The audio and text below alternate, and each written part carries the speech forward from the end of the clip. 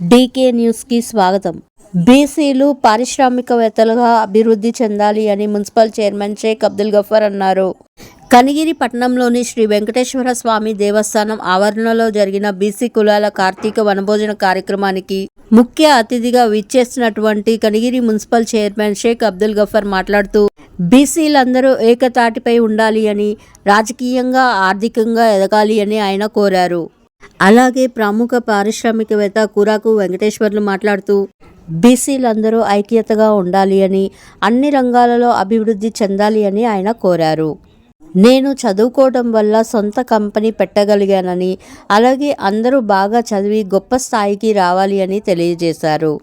అలాగే బీసీ ఐక్యవేదిక నియోజకవర్గ అధ్యక్షుడు పల్లా మాలకొండయ్య మాట్లాడుతూ దాదాపు 3,000 మందికి పైగా బీసీలు రావడం ఎంతో ఆనందంగా ఉంది అని, ప్రతి సంవత్సరం ఇలాగే అందరూ కలిసికట్టుగా వనభోజన కార్యక్రమాలు చేసుకుందామని ఆయన తెలియజేశారు.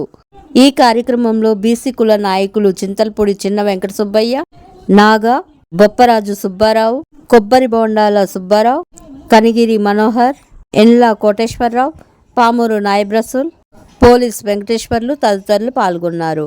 Thank you for watching. Please subscribe to my channel.